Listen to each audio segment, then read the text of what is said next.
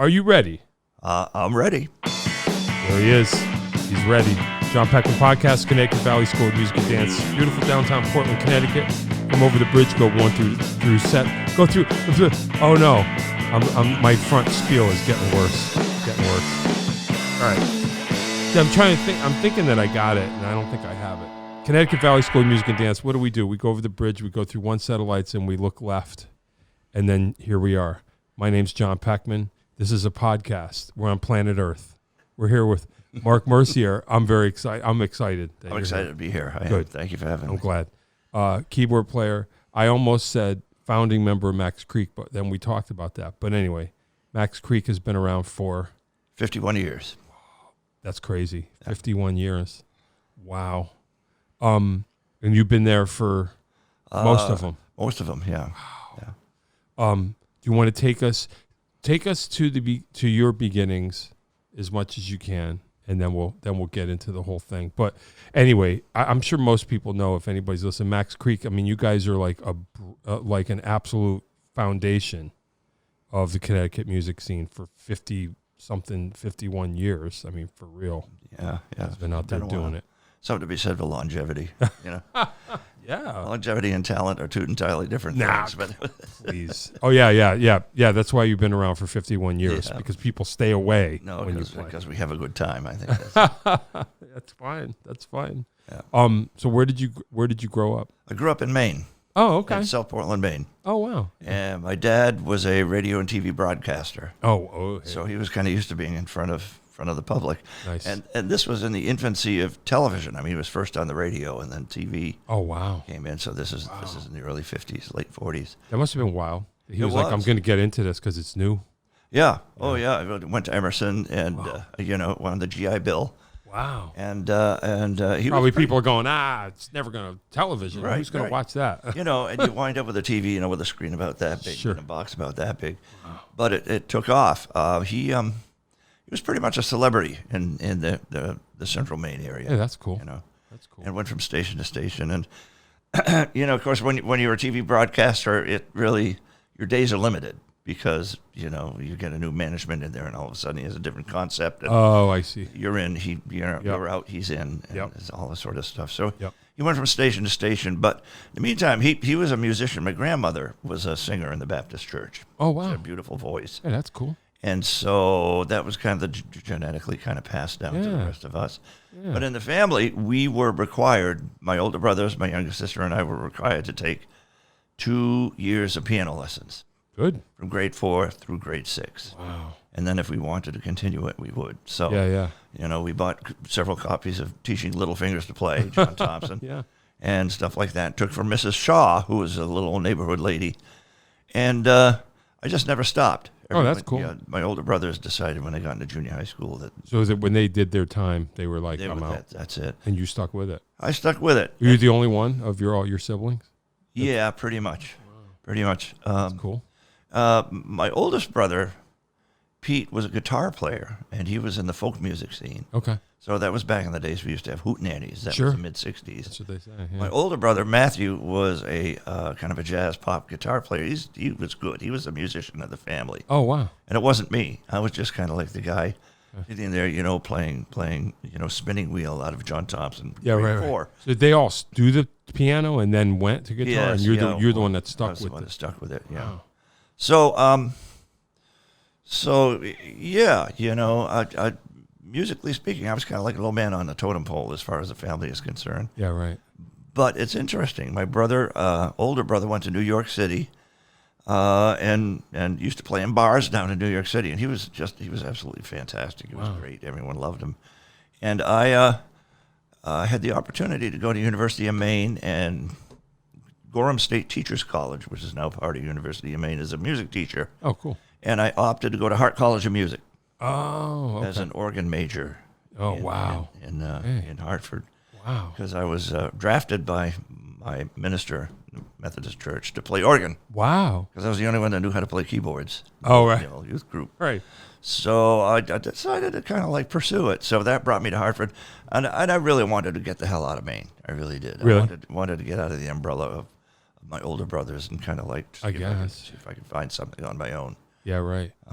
Wow. But that's it, you know. So Wow. I came down to Hart. So what's the curriculum? Like, what's different from piano? Well, I mean, I think I know the difference, but an organ major, like, what's the deal? Organ major, you have, well, first of all, you got to play with your feet.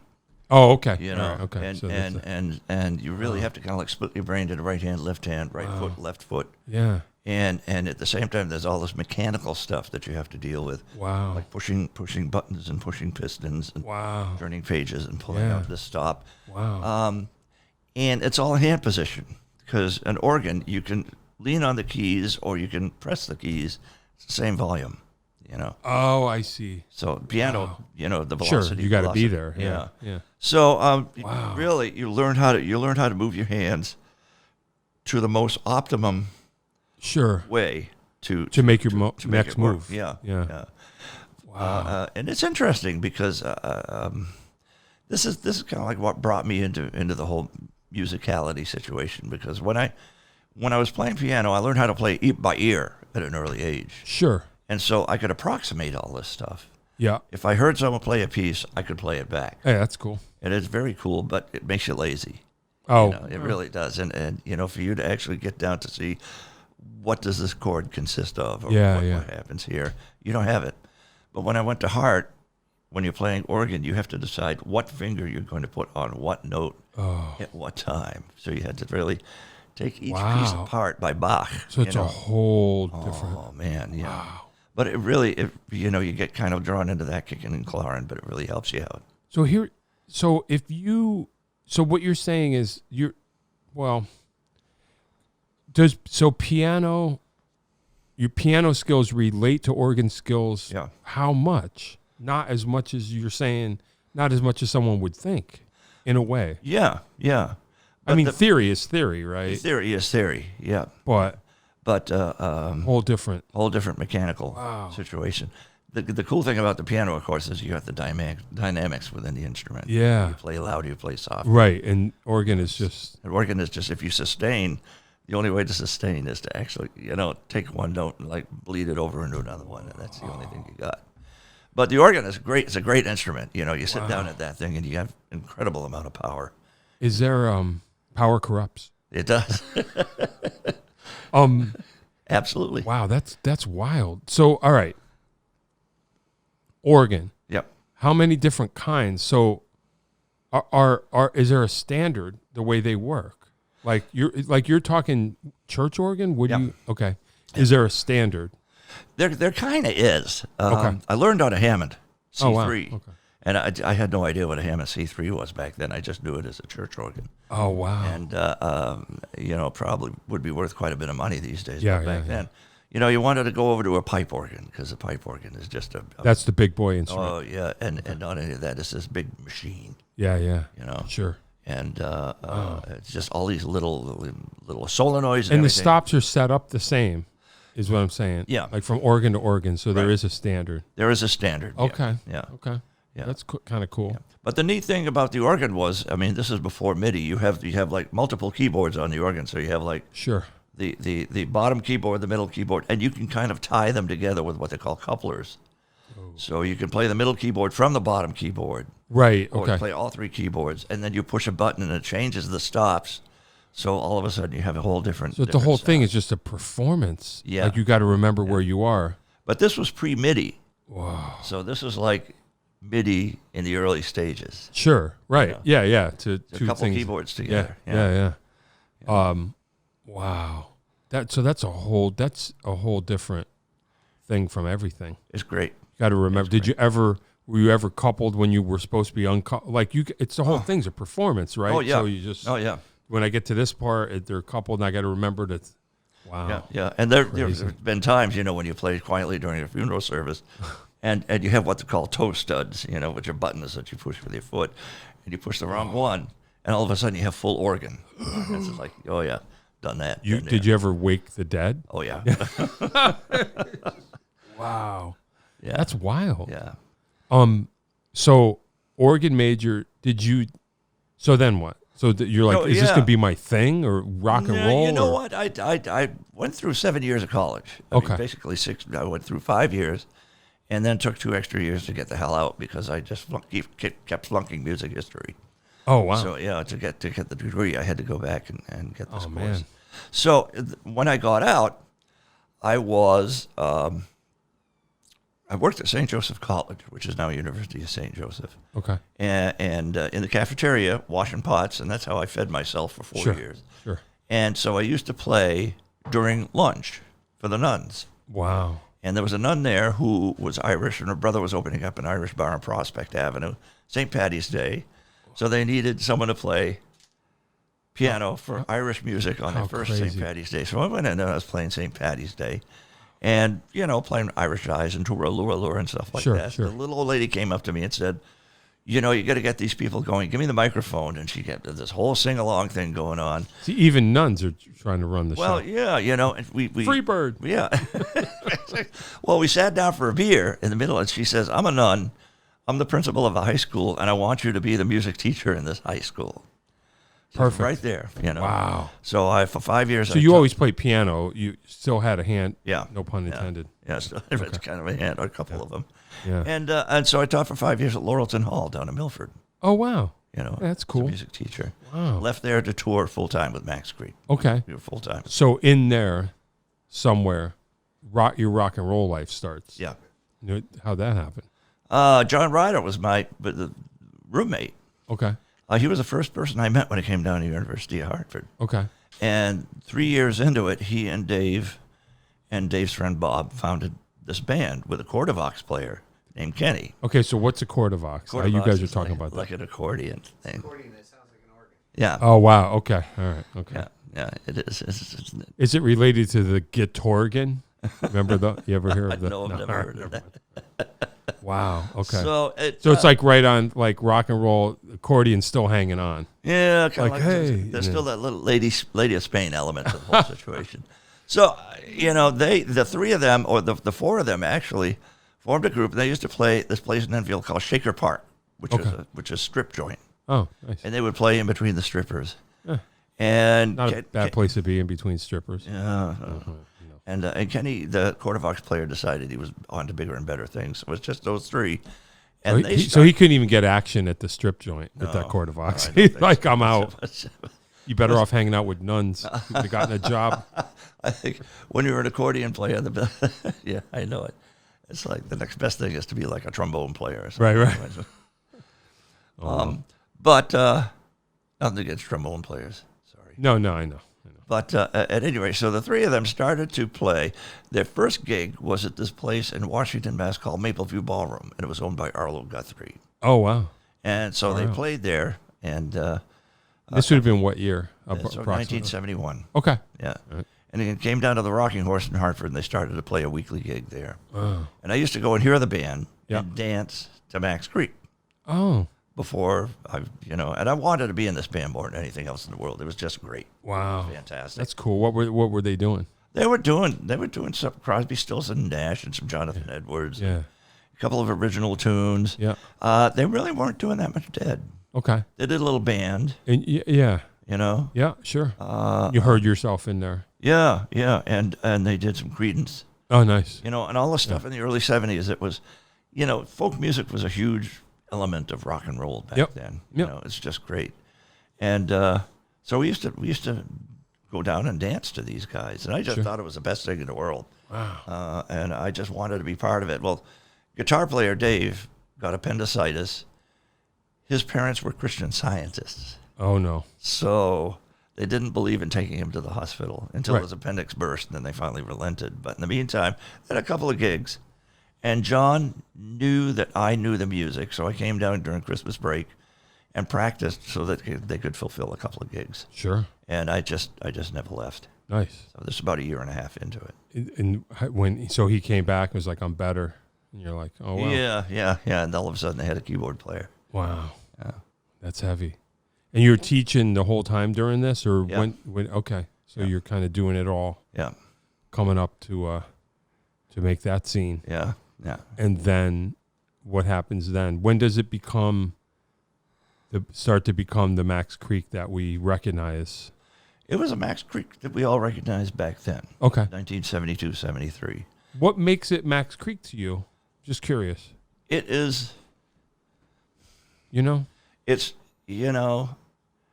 musically speaking, were we the best technicians in the world? No.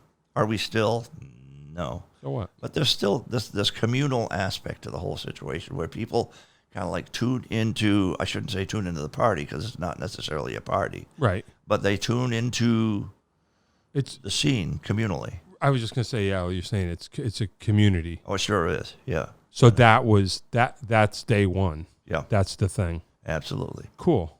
That's really cool. And for some reason or another, the music was a big part of this. Yeah. I don't know how that happened. I really don't. But even before I was in the band, there was a Max Creek community. Oh, wow. Yeah.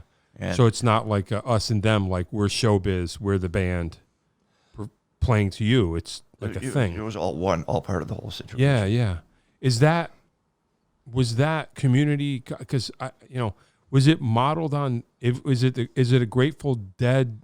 Is that the idea? We didn't know anything about the group. Yeah. I'm interested. Yeah. Interesting how culturally, how people, there's just people that are into showbiz and people that are into the community. That's interesting. Yeah. They had this ideas all at the same time, isolated from each other. Then the idea of the family band. Oh, okay. It was a family band. There were a bunch of family bands. There was who was another family? There were a lot of them. What does that mean? You mean literally related people, or no? But all part of the same community that they call themselves family. Okay, I see. And it was a very early '70s thing. Okay. Yeah. It was a very Woodstockian. Yeah. Kind of situation. That's cool. That's cool. And the Grateful Dead were only one of a whole series. I mean, I imagine. Yeah, I could imagine that. Yeah, that's cool. So this was like you were this region or area's family band, kind of. Yeah. Wow. Wow. Were there others? Probably. We didn't know too much about what was going on down in Long Island. Just kind of doing your thing. Doing our thing. Yeah. Wow. Wow. That's interesting. Yeah. Yeah. So then you just kind of. So who's in Max Creek now? Who's original? Like, how does that? I don't know the whole. Okay. At Max Creek now is John, the bass player, who's original. Okay. And is Scott, who actually was in the band before I was. Wow. But he was only 15. He got caught drinking a beer in the rocking horse, and they kicked him out of the band. So then they brought me in, and then we brought Scott back in. Oh, okay. So at that point, there were two guitar players. There was a bass player, a drummer, and a keyboard player. Wow. And then the guitar player, Dave, left for more of a solo career. Okay. At that particular point. So then Scott became the one and only. Scott became the one and only. Yeah. Huh. And then we were playing a show in Connecticut College, and we heard this percussionist, Rob Freed, who we thought was just great. So I asked him if he wanted to be in the band. He said, sure. Sure. So the rest there is history. Yeah. Wow. Yeah. So picking up steam with them, you would say, like, so you're saying at one point you were like, okay, I'm going to quit my teaching job?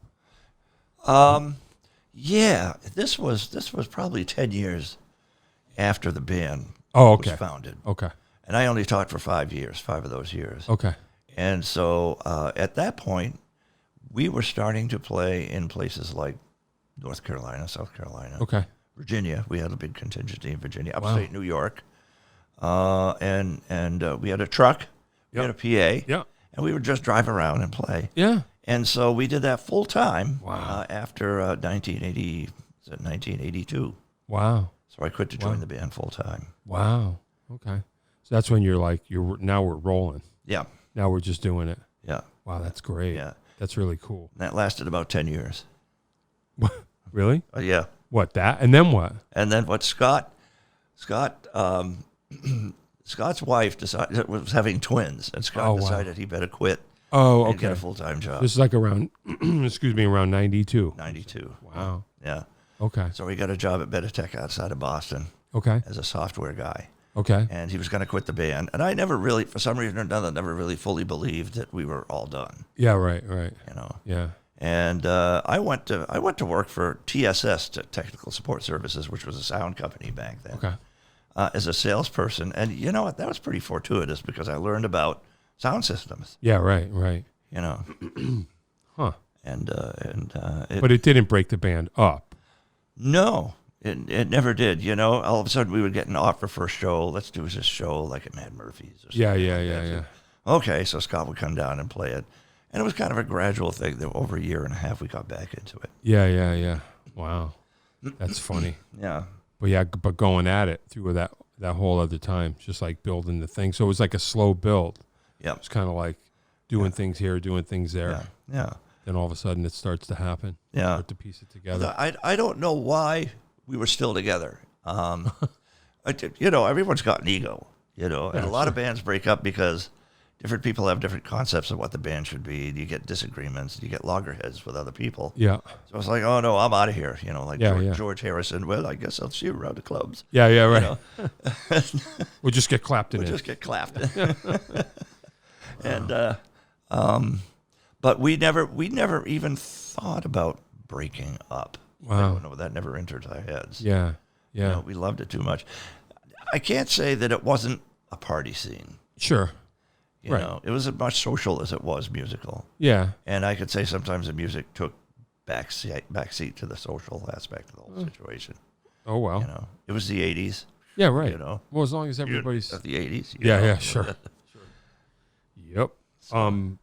Well, I mean, whatever. I mean, as long as people are having fun. Uh-huh. I mean, Yeah. able to do it. So I would imagine. I mean, I don't know. You probably don't call it anything, but I guess jam band is that. Yeah. I guess what I'm getting at is like you say, if everybody can express themselves in the band as the thing, it's not like, well, I'm not getting enough solos. It's everybody, right? Right. Kinda? Yeah. I mean, you still feel that way. I mean, I have nights when I have no solos and it pisses me off. Does it make me want to quit? No. Right. No, you just go, that's the way it went. That's the way it went for that night. Yeah. And the next night, Scott's a little off, so I take more of the solos and stuff like that. It's just what we did arrive at is we arrived at a round robin song selection thing. Oh, okay. So it's like Scott, then John, then me, Scott, then John, then me. I see. I see. That, which makes it fair. So right. Scott has some incredible original tunes. Yeah. He does. He wrote the majority of the original tunes. Okay. John a second. I wrote like 4. Wow. Yeah. But I was a cover band king, and so I taken a cover tune and then make it our own. Yeah. Which was kind of a Grateful Dead-ian kind of thing. Yeah, that's all right. Yeah, that's cool. Yeah, that's cool. And who was the drummer all this time? Oh, that changed. Bob. Okay. Bob. In the early '90s, he left. Again, his marriage wasn't doing too well, and he needed to mind his father's TV store. Okay. In downtown Holyoke. Okay. And figured it would be more constructive also to his mental health to be able to do it that way and to stay away from. Right. Well, the 80s. He had a little, the 80s, and he had a little liquid substance abuse problem. Okay. So he wanted to conquer that. And he has since. Hey, that's good. And so then we got Greg DeGuglielmo. Okay. Who was the drummer right after that. Okay. The drummer's been the hot seat in the band. Oh, I see. Okay. But we're all still good friends. It's funny. Yeah, right. So people come in and they go eventually. Yeah. And then I'm trying to think of when I started crossing paths with you guys. Who was the drummer? I don't remember. I can't remember. Let's see. Name some more of them. Greg DeGuglielmo. Okay. There's Greg Vasso. Yeah.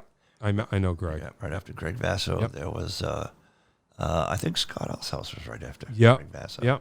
Yep. And now it's Bill Carbone. Right. Okay. Yeah. So it sounds like Greg Vasso. That's when I kind of, I was on the scene. They're all great drummers. Every one of them. You know, we were very lucky. Yeah. But right.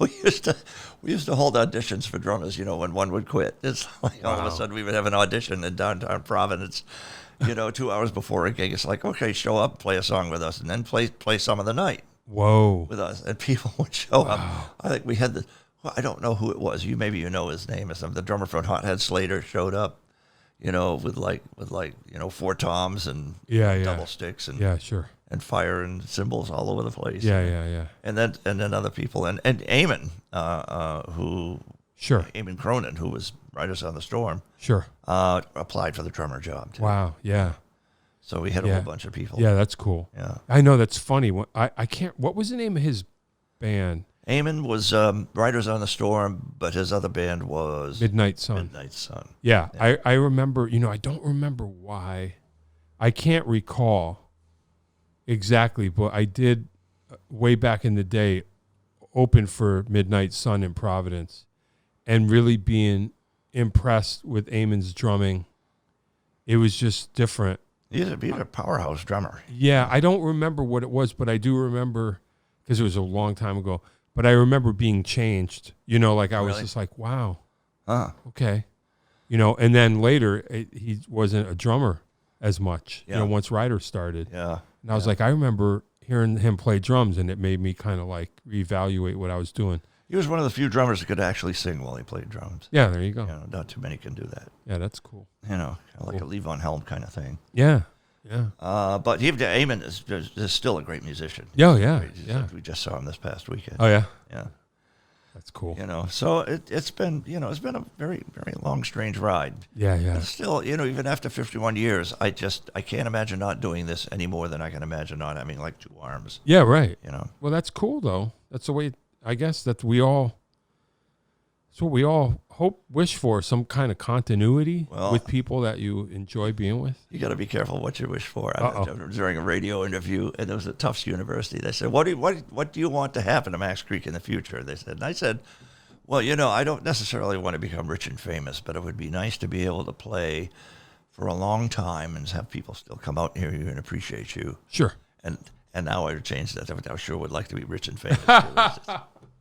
Yeah. Well, I guess it's never too late. I don't know. I'd like to think that. I don't know. That's yeah. One would think like this. You're notorious instead of rich and famous is like notorious, I guess, right? Oh, being a classic, it has benefits and that has drawbacks. Well, I mean, yeah, but you know how it is. Like you guys, I'm sure there's got to be countless people that you changed their lives for the better and brought them things, experiences, music, where it counts. I mean, can you imagine the impact that you've had on people? You know what? You don't really think about that.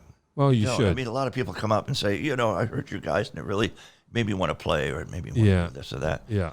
The thing that is largely on our minds is the number of bands that used to come hear us that have surpassed us. Yeah. And that's tremendous. I love to see that. A little jealous. Yeah. I gotta admit. Yeah. But I love to see that happen. Huh. I know, technically speaking, there are keyboard players out there that can play circles around me. So what? But I have a good time. Yeah. Yeah. That's a Lee Von Helm quote. Yeah. And I really like to hear other keyboard players get up there and just wail and do stuff that I was never able to do. Oh yeah, sure. Yeah, so you appreciate that. Yeah. Well, who are some of your favorites, like in that realm? Like who do you think of when you? Oh my God, I think of Ziner, Matt Ziner. Yeah, right. Sure. You got to think of him. Yeah. He's just an amazing keyboard player. Yeah. I always thought of Pat Nigro. Okay, yeah, sure. I always heard about him. That was right before my time. He was incredible. He was a percussionist who learned how to play keyboard kind of like a percussion sort of way. Yeah, that's a name I've always heard. Yeah. And Bo Sasser is just an unbelievable keyboard player. Yeah. From Massachusetts. Yeah. I don't know if I quite know him. Yeah, but there are so many out there that just are fantastic, that do things. You're always aware of your own drawbacks. Sure. And you're more aware sometimes of what you can't do than of what you can do. So that's kind of like where my mind is at, Yeah, right. It's like, shit, man, this guy is doing this, that, and the other thing. I wish I could do that. So, you go down to it keeps you, it really keeps you fresh. Yeah. Keeps you practicing. Yeah, no. And it gives you something to head for. I hear you. I mean, I try to do the same thing. But, now I'm starting to sound like Mr. Rogers, but it is kind of true. But there's only one you. We can only be who we are. If put it this way, if you felt like your personal individual expression, if you were not expressing yourself as an individual, what you do, what you can bring, Yeah. If you weren't, that's a different story. But if you are, and it is what it is. Yeah. What more can you know what I mean? Because like I don't know if I'm making any kind of sense. Yeah, no, you're absolutely making. But like when you're there is a certain frame of mind for me, I find where because I'm the same way. I'm trying to qualify. I think, well, I want to be like, and then after a while, I just go, well, you know what? I've been doing this enough years that I am me, my thing. Yeah. And I don't know. Well, no, I mean, and you do that extremely well. I mean, you really whatever. do. You bring your own personality into your playing all the time. It's just beautiful stuff. Well, I don't really trust my personality that much, to tell the truth. There was a time, and I know there was one night we were playing the living room in Providence, Rhode Island, and it's one of the few nights I actually took a couple of hits of pot before I climbed on stage. Hey, wow. So I don't do that because really? Yeah, because rocks are talking about me whenever I do that. But, I see. But so I'm on stage, and it's like, no one can beat me at being me. Right, that's what I'm saying. So if I'm the best me I possibly can be, It's all you can do. that's all you can do. But then, I still got this Paul Simon thing in the back of my head that you do a solo, it's like, that really sucked. You can do better. The Tiger could do a lot better at that one than I did.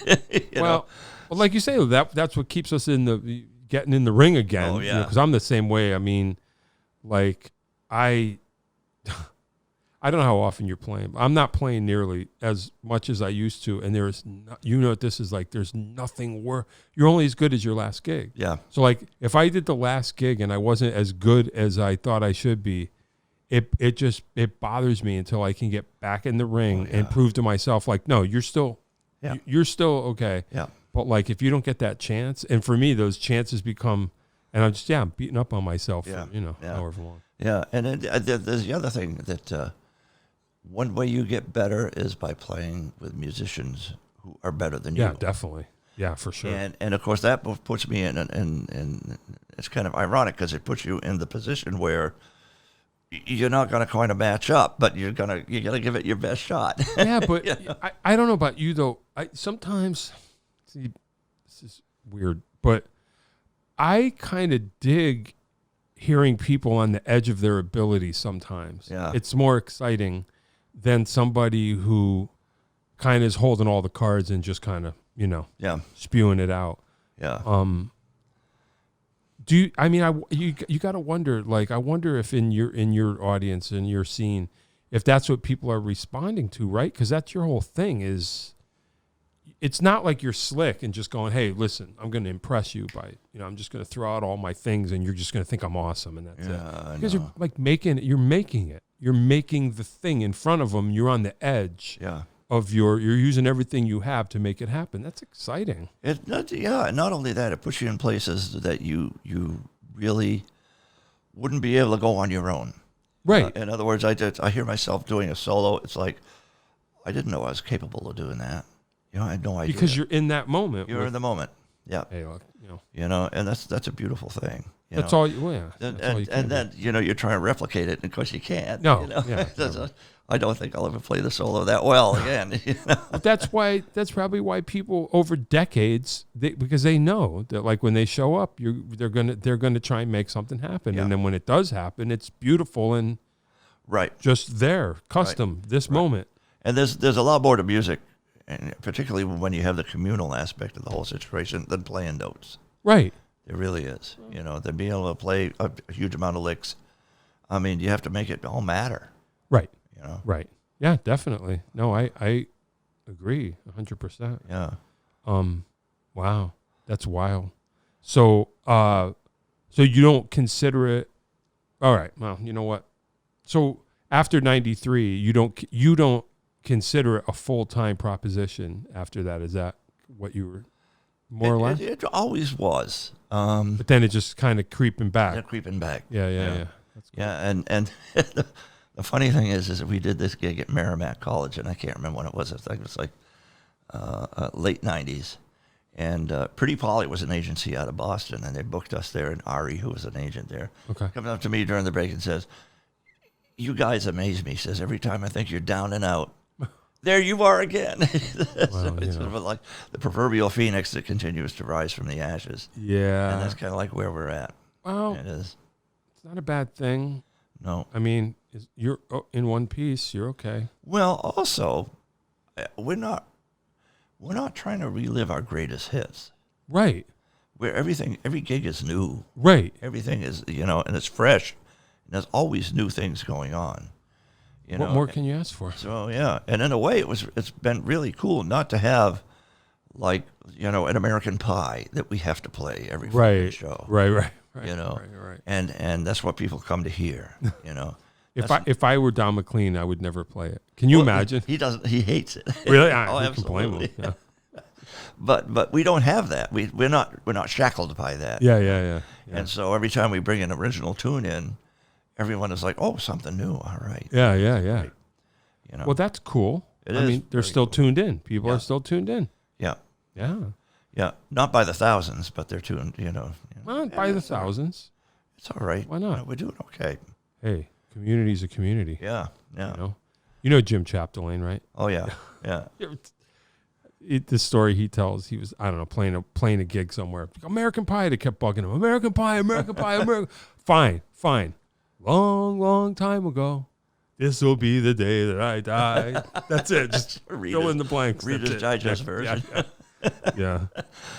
I love Jimmy. I really do. He's just great. Yeah, he's the best. But he's another one. He's just like so incredibly good. He has the ability to attach himself to, like Pivar, multiple styles. Yeah. You can just. Yeah, these are the. Yep. All of a sudden you're right there. And Jim is so talented. Yeah. He just. Yeah. No, he's on the tippity top shelf. Yeah. And a great intellect too. He's just. Yeah. Total jerk though. Well, I'm hoping he'll, if he watches this. Yeah, dude.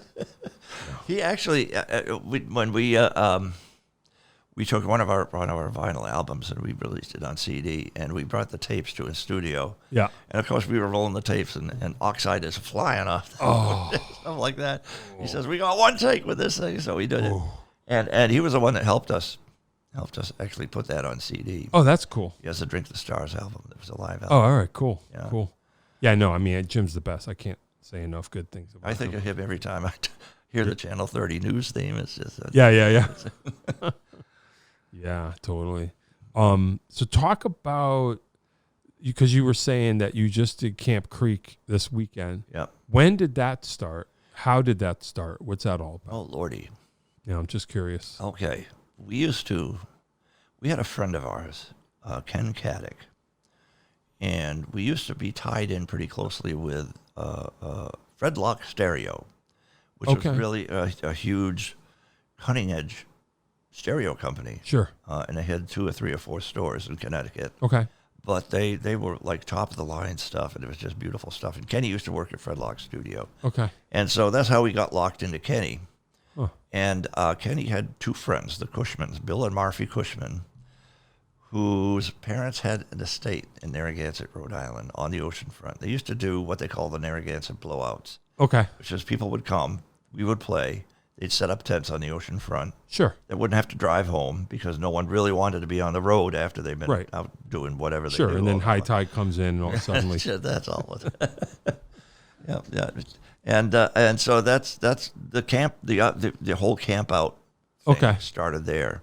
Yeah. We did. When? This is like well into your late 70s. Oh, okay. So pretty early into your thing. Yeah, it was one of them. We were playing, and the bicentennial flotilla went past. Hey. The big ships, tall ships. That's kind of cool. So you hear tapes of us playing this, like, "Hello, the ships, hello, the ships." Hey, nice. And they were. That's kind of cool. Yeah, so that was 76. Okay, all right. So then that becomes like you just get the word out, like once a year. This is when we do the camp out or whatever. Well, there were only 3 of those. Okay. And in Narragansett. Narragansett, and then a couple of things happened. We had an opportunity to do an outdoor show in North Granby, and it was supposed to be set up as a fundraiser for someone's bail. Oh boy, he didn't do it. No, we did it. But we renamed it, and John Ryder renamed it. Okay, this is going to be Camp Creek. So he was one that coined the term. Okay. So it was in a backyard in North Granby, and we went and set up, and everyone showed up. Yeah. And the Granby police had no idea we were there. Oh boy. And so we played that night, and then I left and played church on Sunday morning. Oh, wow. And then came back, and we played that afternoon, and everyone packed up and left. And the whole rest of the town is like, what just happened here? Wow. So that was Camp They didn't hear you? Camp Creek 1. Wow. It probably did, you know. But they were, before they could figure out. But they could figure out what was going on, yeah. Wow.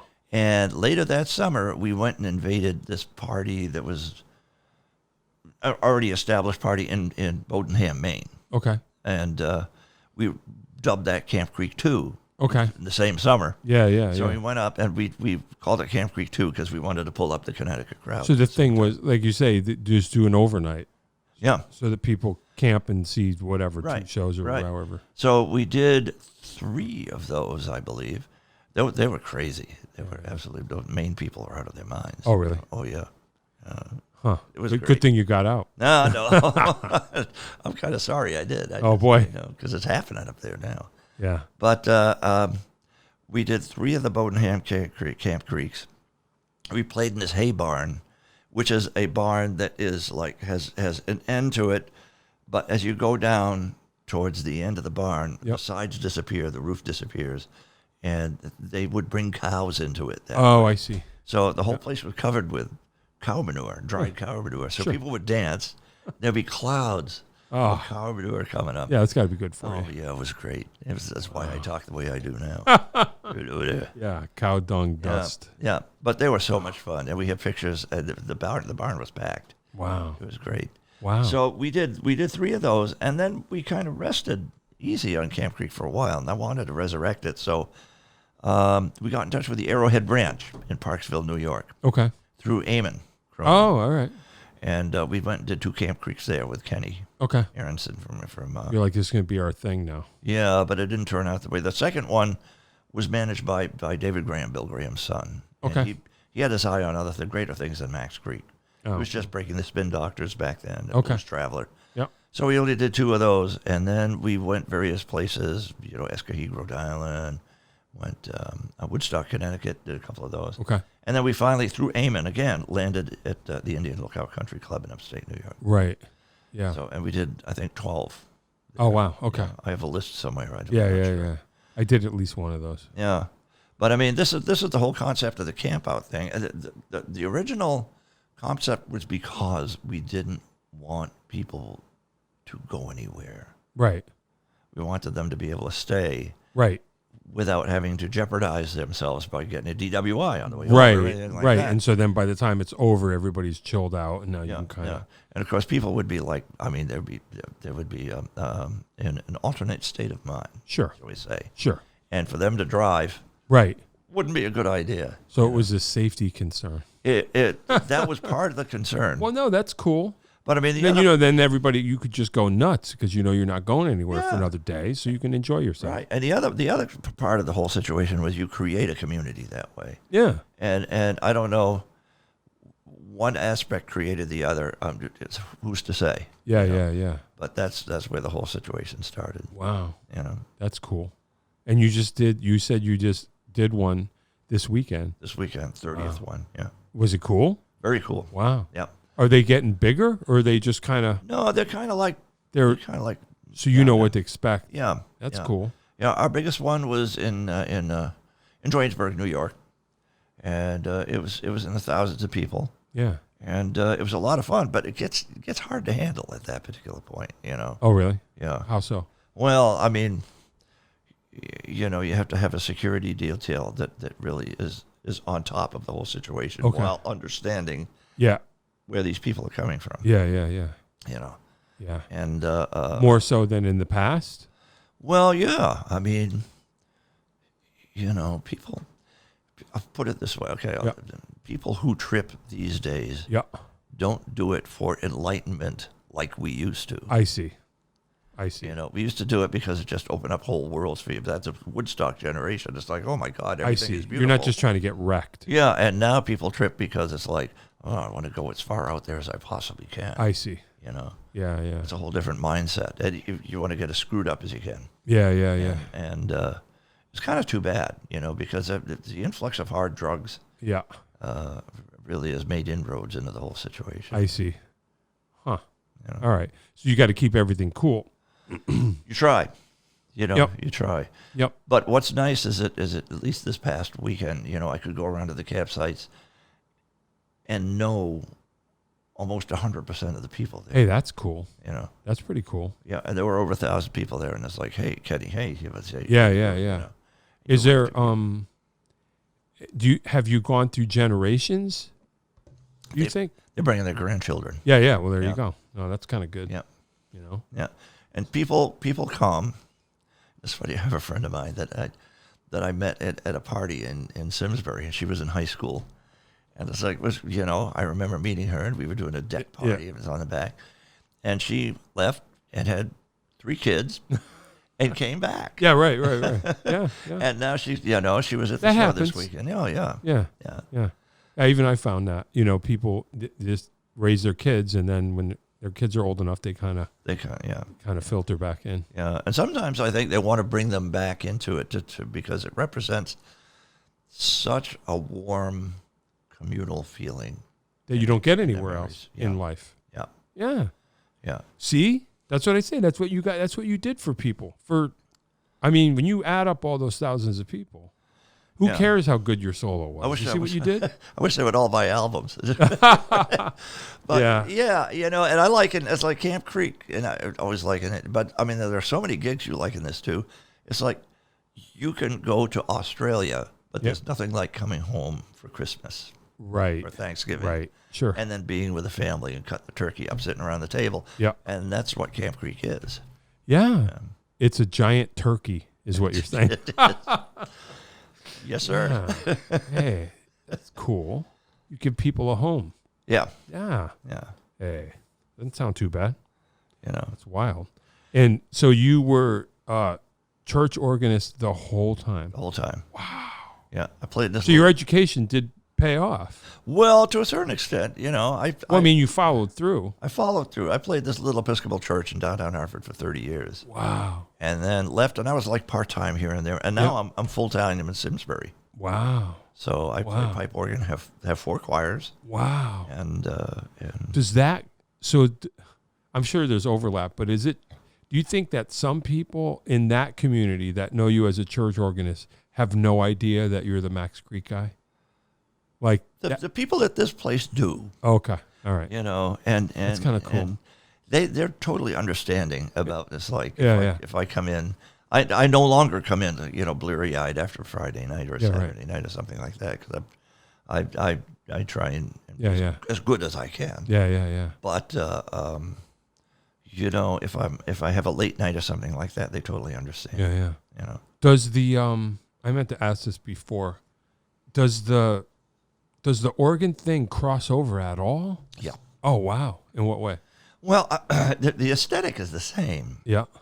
Whether you're playing rock and roll, or whether you're playing jam band, or whether you're playing blues, or whether you're playing, no matter what the style of music, or classical music, it's still the same aesthetic. There's still tension and release. Oh, okay. There's still chord progressions that travel from point A to point B. Yeah. There's still cadences. Yeah. There's still, all the stuff that makes music really move. Yeah. Because music is not a static thing. Right. Right. And it happens. You use the tools that you learn playing church organ in a jam situation. Or you use the thing in a jam situation, a build or something like that, when you're improvising on a church organ. Wow. And that's interesting. It goes back and forth. But really, music has a constant aesthetic, which is it's a nonverbal way of moving your soul. Sure. Yeah. Sure. Yeah. Whether it's here, there. Yeah. Do you feel liberated when you're playing the Max Creek gig that you don't have to use your feet and remember to uncouple the... Yeah. You're just like, this is easy. It's just 2 hands and maybe... there's other things. I'm sitting there going, man, I don't like this patch. I'm going to see what I can do. Yeah. I'm not liking the sound of the piano I have right at the moment. So really? I'm looking around for something else, Oh, boy. Huh. Yeah. Wow. Yeah, but look at you. You use both feet. Everybody does. I'm not extraordinary. Just drums. That's funny. It's not just drums. It's whatever. Drummers are musicians too. Yeah, that's what they say. Or they're people that hang out with musicians. The joke. What do you call a guy to hang out? Wow. All right. You know what? we're getting close. So I want to. There's like general wrap up questions that I like to do.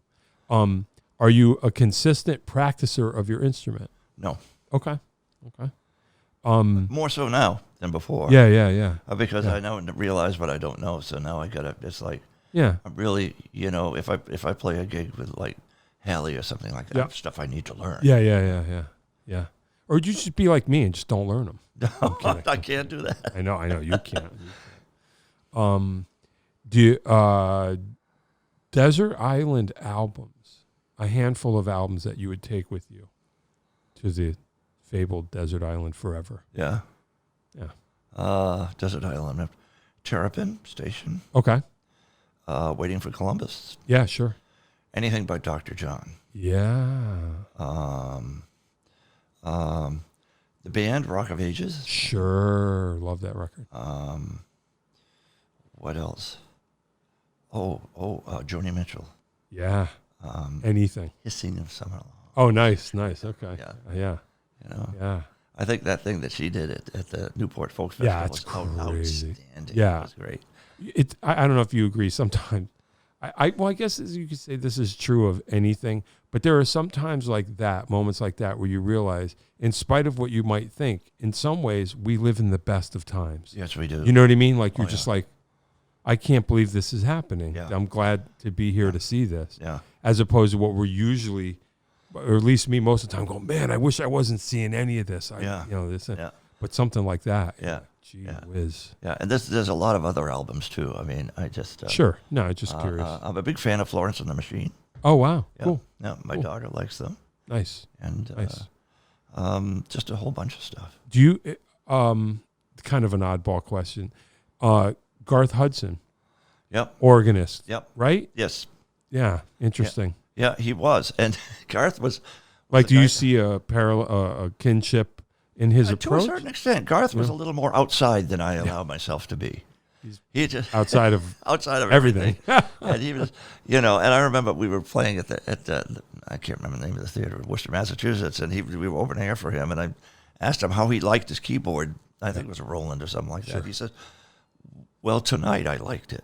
Yeah, right. So I guess, whatever happens, happens from night to night. But he got further out than like I said, that I would ever allow. I'm very structured. I'm very theoretical. Okay. That's the whole Bach thing. And he's just a free spirit. He's just a free spirit, 5 has to go to 1. 5/7's got to go to 1. It's just gotta. There's no way around it, Yeah. And I just can't rip myself. I don't even think he goes to 1. No, sometimes. I don't even think he knows what it is. Yeah. Cool. Yeah. I love Rock of Ages too. Yeah. I was a big band fan from birth. I don't know if you heard that. I keep telling the same damn stories over and over again, but I had an uncle who was in the record business. When I was a kid, he worked for Capitol. He used to send promos to the house. So I had band records in the house from day one, not knowing how lucky I was. Yeah. But they were just around. So I was like banned from day one. Yeah. Crazy. Yeah. Kind of nuts. Yeah. And would I have every Grateful Dead album? No, I don't think I would. Yeah. I would have like Terrapin. I would have maybe American Beauty. Yeah. And that's it. That's cool. Grateful Dead people gonna like tar and feather me right now. But, Yeah. Oh well. Yeah. Desert Island food. Desert Island food. Sushi. Okay. Yeah. That's a good answer. Because you get it's in the middle of the ocean. Yeah. Right. Right. Yeah. Desert Island food. Gee whiz.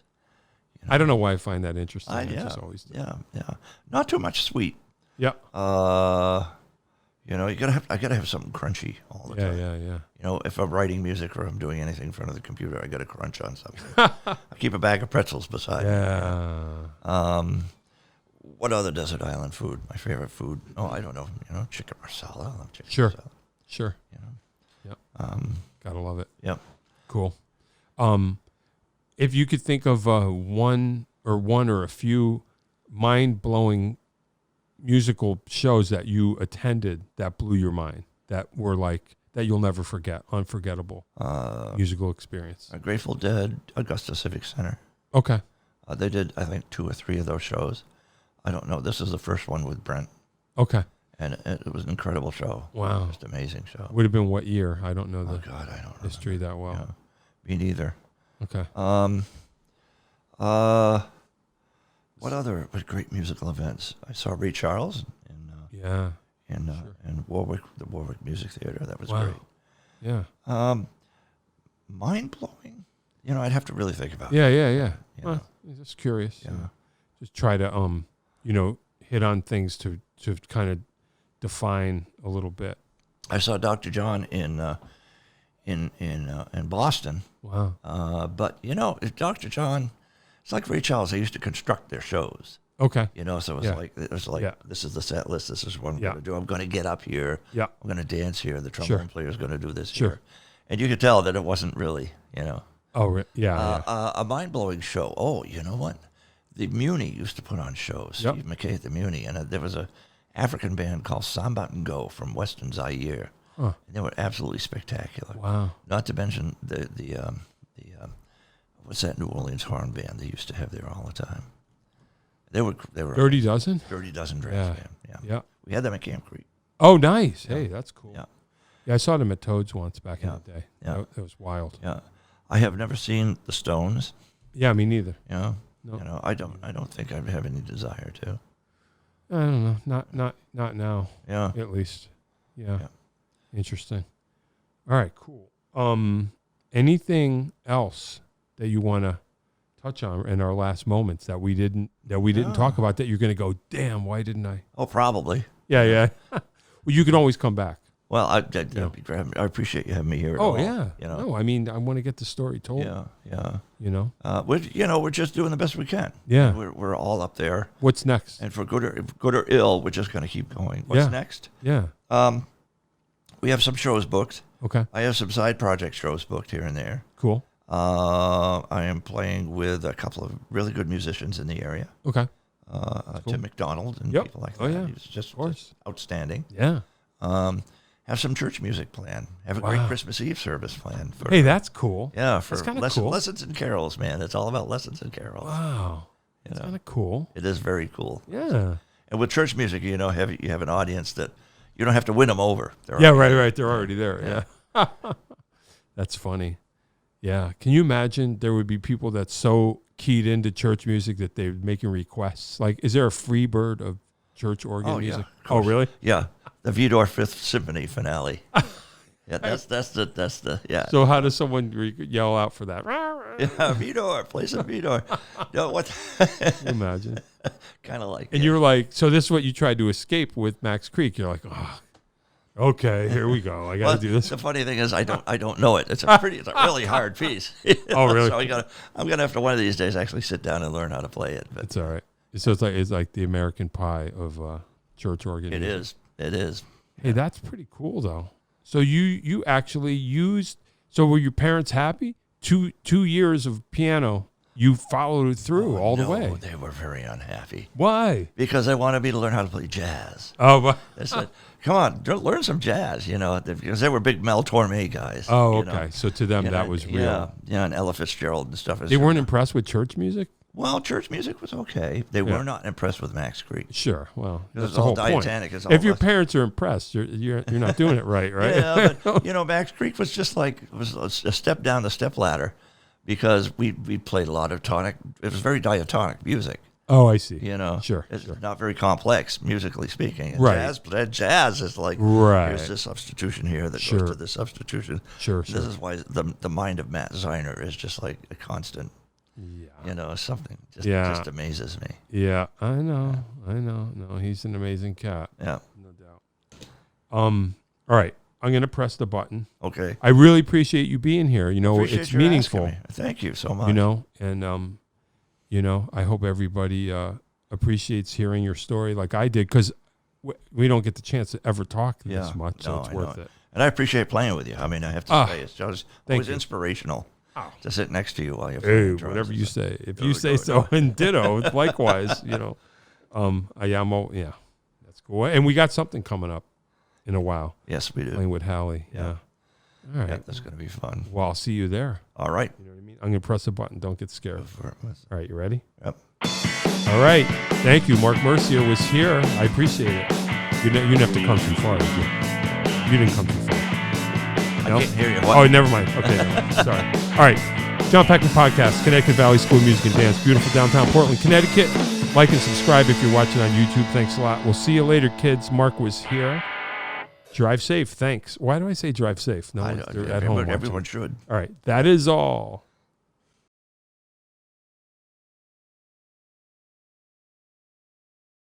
If you'd like to start your own podcast, give us a call at Connecticut Valley School of Music and Dance.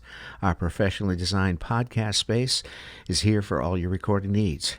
Rent out our studio to do interviews with up to 4 people, to record audiobooks, social media content, and all other recorded material. Our rentals include a private studio along with our professional-grade podcasting equipment, and we can customize your output to whatever your needs are. We also have green screen capabilities, which will expand to video capability if you so wish. So check us out here at convalley.net/podcast.